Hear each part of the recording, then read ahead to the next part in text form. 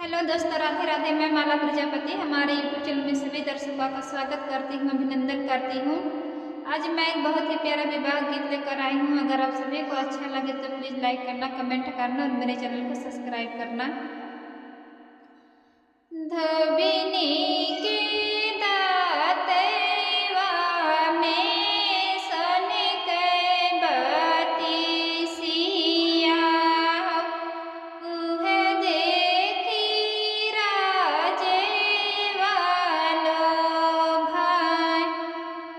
धबिनी के दातवा में सन के बती सिया, उह देखी राजे वालो भाई। जवने ही घाटे धबिनी धोतिया पछारे हो, वही घाटे राजे वाला है। जवने ही घाटे धबिनी धोतिया पछारे हो, वही घाटे राजे वाला है।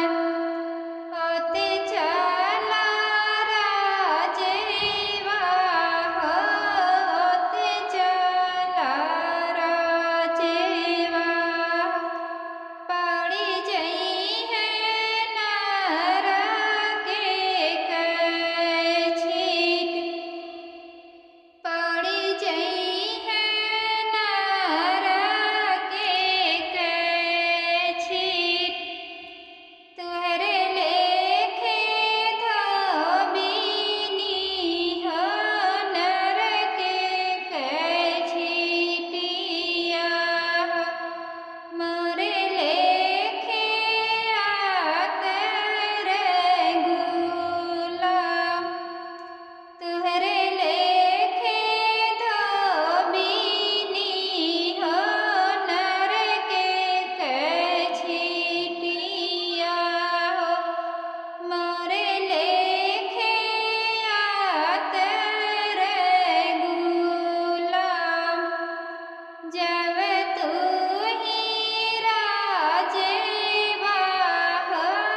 हमके लोभाइला,